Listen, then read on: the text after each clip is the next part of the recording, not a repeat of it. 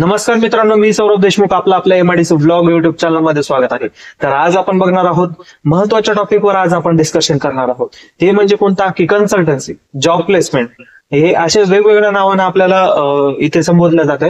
वेगवेगळे माणसं त्याला म्हणतात. तर तसंच आज आपण कन्सल्टन्सी विषयी माहिती जाणून घेणार आहोत आणि ही माहिती सांगण्यासाठी आज आपले गेस्ट आहेत यथार्थ सर. तर यथार्थ सर, आपलं इंट्रोडक्शन. नमस्कार मित्रांनो, मी यथार्थ नागदेवे. मी एक मेकॅनिकल इंजिनियर आहे आणि मेकॅनिकल सिस्टम्स मध्ये जवळपास मला 6 वर्षाचा अनुभव आहे. सरांनी मला या टॉपिकवर बोलायला बोलवलं, त्याबद्दल मी त्यांचे आभार मानतो. नमस्कार सर, थँक्यू व्हेरी मच. तर सर, आज आपण बोलणार आहोत जे टॉपिक आहे ते आहे कन्सल्टन्सी. तर नेमकं कन्सल्टन्सी म्हणजे काय? कन्सल्टन्सी म्हणजे सर, जर का आपण बघायला बघितलं की कन्सल्टन्सी एक बेसिक तुम्हाला कन्सल्ट करणार, म्हणजे तुम्हाला एक कन्सल्टेशनची गरज आहे, तुम्हाला एक प्रॉपर गायडन्सची गरज आहे. तर ते गायडन्स प्रोव्हाइड करून देण्यासाठी एक चांगला गाईड म्हणून आपण एक कन्सल्टन्सी मध्ये म्हणजे बघण्यात येते. कन्सल्टन्सी तुम्हाला योग्य तुमचं करिअरचं गायडन्स प्रोव्हाइड करणार. तुम्ही कमीत कमी वेळ पैसा खर्च करून योग्य आणि एमआयडीसी मध्ये जास्तीत जास्त वर उंच भरारी कशी मिळवू शकाल, तुमचं क्वालिफिकेशन्स, तुमच्या स्किल्स तुम्ही जाणून घेऊन त्या स्किलच्या रिलेटेड तुमचा पूर्ण बॅकग्राऊंड पाहून तुम्ही या क्षेत्रामध्ये कसं जास्तीत जास्त झेप मिळवू शकाल याचं संपूर्ण गायडन्स करणारे तुम्हाला एक सिस्टम म्हणजे कन्सल्टन्सी. तर नक्की सर, तर यामध्ये असा दुसरा क्वेश्चन येतो की नेमकं कन्सल्टन्सी कडून जॉब लागण्याचे नेमके फायदे काय असू शकतात? बघा, नक्कीच कन्सल्टन्सी थ्रू जॉब लागण्याचे भरपूर असे फायदे आहेत. कसं आहे सौरभ सर, जेव्हा आपण बघतो की बरेचसे विद्यार्थी फ्रेशर झालेले किंवा डिप्लोमास किंवा ITIs आपण बघितले तर एमआयडीसी मध्ये स्वतःच येतात, जॉब स्ट्रगल करतात.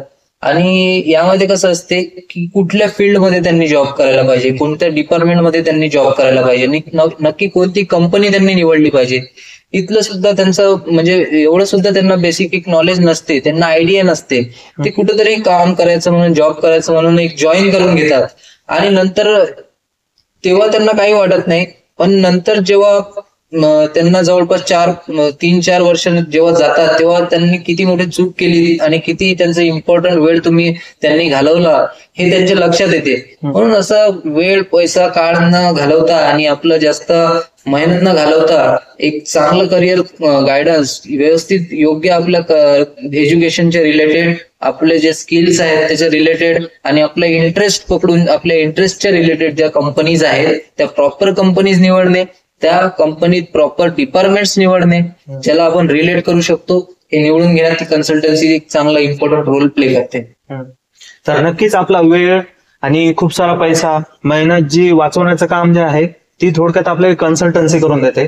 तर आता पुढचा क्वेश्चन असा आहे सर की जॉब प्लेसमेंट नेमकं कोणकोणते जॉब आपल्याला लावून देऊ शकते आणि कोणकोणत्या क्षेत्रात ती काम करते? बरोबर आहे. जवळपास कन्सल्टन्सी आता पहिले तरी आपण सुरुवातीला जेव्हा बघत होतो की फक्त एका क्षेत्रात काम करत होती, पण आता कन्सल्टन्सीने त्यांचा स्कोप खूप वाढवला आहे. जवळपास प्रत्येक सेक्टरच्या कंपन्या, जसं automobile sector, pharmaceutical sector, food processing sector म्हटलं पाहिजे, फायनान्स सेक्टर, त्याच्यानंतर कन्स्ट्रक्शन सेक्टर मधले सुद्धा जॉब जर का हवे असतील तर ते सुद्धा ते कव्हर करतात. आणि असं खूप जवळपास सगळे क्षेत्र इन्व्हॉल्व आहे. तुम्ही तुमचं एज्युकेशनल बॅकग्राऊंड काय आहे त्यानुसार किंवा तुमच्यात कोणत्या स्किल्स आहेत या सगळ्याचं एक ओव्हरऑल अनालिसिस करून तुम्हाला योग्य कुठली कंपनी निवडायला पाहिजे आणि तुमचं कसं करिअर गोल सेट असायला पाहिजे, तुमचं काय करिअर ट्रॅक असायला पाहिजे हे बरोबर तुम्हाला कन्सल्टन्सी निवडून दे. म्हणून जो सगळ्या क्षेत्रात जवळपास जॉब अवेलेबल करून देण्याची क्षमता सध्याच्या कन्सल्टन्सीज मध्ये आहे. नक्कीच सर. तर हे तर झाला कन्सल्टन्सी म्हणजे काय, हे तर सगळे आपले क्वेश्चन तर झालेलेच आहेत. पण यामध्ये असा क्वेश्चन येतो की नेमकं योग्य कन्सल्टन्सी कशी शोधावी? बरोबर आहे, हा खूप योग्य असा प्रश्न विचारला. कन्सल्टन्सी निवडायची म्हणजे कोणतीही नाही, अशा बऱ्याचशा कन्सल्टन्सी आहेत की ज्या फसव्या आहेत आणि तिथे खूप रजिस्ट्रेशनच्या नावाने म्हणा किंवा खूप रजिस्ट्रेशन चार्जेस त्यांचे पे केल्यावर नंतर कॉलच येत नाही, अशा सुद्धा खूप फसवणूक करणाऱ्या कन्सल्टन्सीज आहेत. तर इथं कोणती कन्सल्टन्सी निवडायची हा एक चांगला प्रश्न आहे. तर बघा, याच्याच एक सोप्या अशा पद्धती आहे की एकतर जे आपले कोणी मित्र असतील तर कोणी आपलं किंवा सिनियर्स असतील ज्यांना त्या कन्सल्टन्सी थ्रू एखाद्या कन्सल्टन्सी थ्रू जॉब मिळाला आहे, तर तुम्ही ज्या कन्सल्टन्सी थ्रू त्यांना जॉब मिळाला आहे तिथं जाऊ शकता, तुमच्या मित्रांशी डिस्कस करू शकता किंवा तुम्ही तिथे जाऊन व्हिजिट करू शकता. तिथल्या त्या कन्सल्टन्सीजने ज्यांना करिअर गायडन्स प्रोव्हाइड केलाय त्यांचे रिव्ह्यूज तुम्ही घेऊ शकता. ह्या एक साध्या सोप्या इन्फॉर्मेशन आहे सर. त्यानंतर त्यांचे रिव्ह्यूज ऑनलाईन सुद्धा त्यांचे चांगले रिव्ह्यूज आपण चेक करू शकतो की कारण गुगलवर जरी बघितलं तर आपण त्यांना आजकाल इझिली रिव्ह्यूज आपण सध्या कोणत्याही प्रोडक्टची आपण जसे रिव्ह्यू चेक करतो सर तर ते सुद्धा आपण तुम्ही चेक करू शकता. नक्कीच सर. तर ही कन्सल्टन्सी कशी शोधावी हे तर आपण सांगितलेलंच आहे, पण इथून पुढे जर आपण कन्सल्टन्सी गायडन्स पण देऊ तसं मुलांना की कोणत्या कन्सल्टन्सीकडे गेलं पाहिजे, तर आता यानंतरचा क्वेश्चन असा येतो की नेमकं कन्सल्टन्सीमध्ये कन्सल्टन्सीकडून जॉईन होण्याची नेमकी प्रोसिजर कशी असते? कन्सल्टन्सीची जॉईन करण्याची प्रोसिजर ही खूप सोपी आहे. तुम्ही कन्सल्टन्सी मध्ये जाऊ शकता. तुम्ही तिथं तुमचं जेवढं काही तुमचं इन्फॉर्मेशन हे त्यांना देऊ शकता. तुमचे एज्युकेशनल क्वालिफिकेशन तिथे सांगा, तुमच्या स्किल्स सांगा, तुम्हाला पहिले कुठे अनुभव असेल काम करण्याचा तो तिथे सांगा. तुम्ही कोणता तुमचा इंटरेस्ट आहे, कुठल्या सेक्टरमध्ये काम करण्यात तुम्ही इच्छुक आहात ते त्यांना सांगा.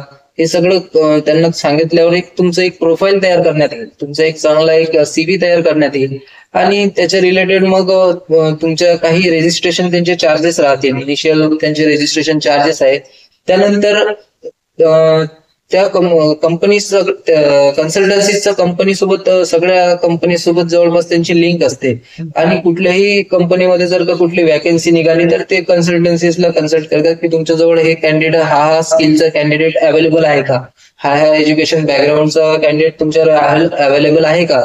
तर तेव्हा जर का तुम्ही त्या एज्युकेशनल क्वालिफिकेशन मॅच करत असाल किंवा त्यांना ज्या रिक्वायर्ड स्किल्स आहेत, तुम्ही रिक्वायर्ड जे त्यांना अनुभव आहे, त्यांचा जे पाहिजे आहे ते जर का तुमच्याकडे असेल तर नक्कीच तुम्हाला कॉल देण्यात येईल आणि तुम्हाला कन्सल्टन्सी थ्रू त्या कंपनीमध्ये इंटरव्ह्यूसाठी पाठवण्यात येईल. आता कन्सल्टन्सीत अप्लाय करणं म्हणजे नुसतं अप्लाय केल्याबरोबर कन्फर्म जॉब मिळेलच असं नाही, की शेवटी तुम्हाला इंटरव्ह्यू देणं आहे. नुसतं पैसे देऊन तुम्ही जॉब विकत घेऊ शकत नाही, तर तुम्हाला स्वतःच एफर्ट करावे लागेल. पण त्या प्लॅटफॉर्म पर्यंत, इंटरव्ह्यूच्या प्लॅटफॉर्म पर्यंत, त्या चेअरवर नेण्यापर्यंतचं काम जवळपास कन्सल्टन्सी तुम्हाला करू शकतात.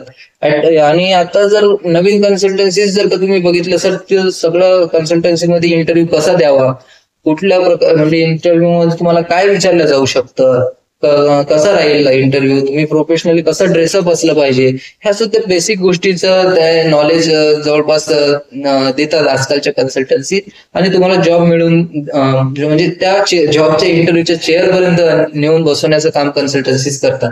नक्कीच सर. तर ही सगळी कन्सल्टन्सीची इन्फॉर्मेशन होती. तर नेमका आता सगळ्यात महत्वाचा क्वेश्चन येतो की कन्सल्टन्सीची नेमकी फी कशी असते सर? फी प्रोसिजर त्यांची नेमकी चार्जेस कसे असतात? बघा, त्यांचं एकतर कन्सल्टन्सीचे चार्जेस आपण पकडले तर बघा, एक तर त्यांचं जे रेजिस्ट्रेशन फी असते, पहिले तुम्ही जेव्हा रेजिस्ट्रेशन कराल, तुमचं प्रोफाईल तिथं नोंदवाल, तेव्हा ते त्यांचं रेजिस्ट्रेशन फीज घेतील. त्यानंतर बऱ्याचशा कंपनीज त्यांचा जो फर्स्ट त्यांची सॅलरी असते त्या सॅलरीचा 60% जवळपास घेतात. काही कंपनीज जास्त पर्सेंटेज मध्ये कमी जास्त होऊ शकतं. काही कंपन्या 1.5 सॅलरीचा तुमचा 60% घेतात आणि हे सीटीसीचे असतं बरं का. तुमचा जो सीटीसी असतो त्याच्या तेवढ्या पर्सेंटेज मध्ये ते चार्जेस पे करतात. आता बरेचसे असे लोक आहेत म्हणजे बरेचसे फ्रेशर्सचा विचार करतात की आपण एवढे पैसे देणं योग्य आहे का, अयोग्य आहे का. पण बघा, तेवढं तुमच्या गुणवत्तेनुसार तुम्हाला काम मिळेल आणि तुमच्या गुणवत्तेनुसार तुम्हाला पैसा मिळेल. एका कंपनीमध्ये तुम्ही तेव्हाच खुश राहू शकता जेव्हा तुम्हाला योग्य पॅकेज मिळेल. तुम्ही काम तर करत आहे पण त्या कामाचं जर का तुम्हाला भेटलं नाही, पैसा मोबदला भेटला नाही, तर तुम्ही शेवटी त्या कामात फ्रस्ट्रेट होऊन जाल आणि काही दिवसांनी तो जॉब सोडून द्याल, म्हणाल मी धंदा करतो, बिझनेस करतो, गावाला चालले जाल. म्हणून कसं आहे, एक प्रॉपर तुम्हाला जर का करिअर ग्रोअप करायचं आहे आणि कॉर्पोरेट मधून मॅक्झिमम तुम्हाला जर का काहीतरी मिळवायचं आहे, मॅक्झिमम ग्रोथ मिळवायची आहे, तर कन्सल्टन्सीचा इम्पॉर्टंट रोल आहे. आणि त्याच्यासमोर जेव्हा तुम्ही मोठे मोठे पॅकेजेस मिळवता तेव्हा ह्या ज्या फीज आहेत, ह्या ज्या कन्सल्टन्सीच्या म्हणजे बेसिकच्या फीज आहेत, एवढं मॅटर करत नाही. जरी इनिशियल फेज मध्ये ह्या मॅटर करतात, पण जेव्हा आपण पहिले सुरुवातीला अडथळे असतातच. आता जर का विचार करा, तुम्ही स्वतः तुम्ही जॉब बघितला आणि जवळपास तुम्हाला 2-3 लाखाचं पॅकेज मिळालं, पण तुम्ही ते जॉब शोधून त्या जॉबसाठी तुम्ही किती बेसिक तुम्हाला जे बेसिक सेटअप कराल रूमच्या रिलेटेड किंवा जॉब शोधण्याच्या रिलेटेड, ट्रान्सपोर्टचा खर्च, ह्या सगळ्या याच्यात तुम्ही एक्सपेन्स तुमचा खर्च करालच. पण कदाचित तुमची गुणवत्ता जास्त असू शकते सर, तुमच्या चांगल्या क्वालिटीज ऍबिलिटीज असू शकते, आणि अशा कंपनीजना तुमची गरज असू शकते की जे तुम्हाला 5 ते 6 लाख सुद्धा द्यायला तयार आहे, पण तुम्ही स्वतः निवडला 3 लाखाचा जॉब. मग जर का कन्सल्टन्सी आपल्याला चांगलं पॅकेज देत असतील आणि आपल्या करिअरच्या रिलेटेड चांगला जॉब, तेव्हा ह्या फीस ज्या आहेत त्या मॅटर नाही करत. आणि बडे फिर देश में छोटी छोटी थोड़ा लेना ही पडतं सर्व्हिस, नक्कीच. और करना ही पडतं अपने को.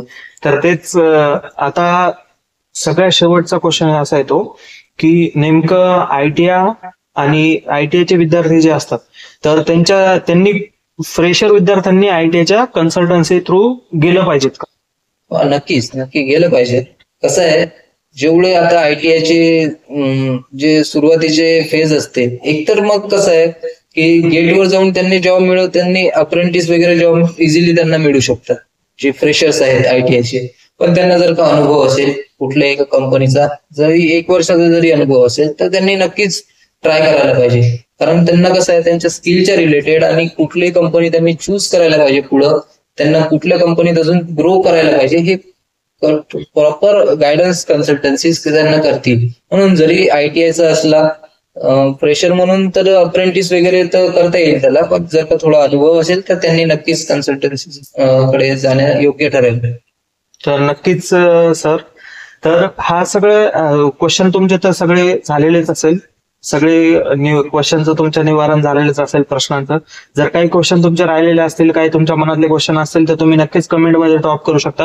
आणि तुम्ही खूप छान सर आपल्या प्रेक्षकांना खूप छान माहिती दिली याबद्दल. सर कसं आहे, तुमचा जो इनिशिएटिव्ह आहे, नवीन जे येणाऱ्या आपल्या MIDC मध्ये नवीन येणाऱ्या मुलांना जे इनिशियल फेज मध्ये प्रॉब्लेम्स फेस करावे लागतात, तुम्ही त्यांना एवढं प्रॉपर गाईड करता आणि त्यांना योग्य मार्गदर्शन करता, ह्या ज्या आपल्या चॅनलचा जो मोटो आहे की इनिशिएटिव्ह आहे, आम्हाला खूप आवडला.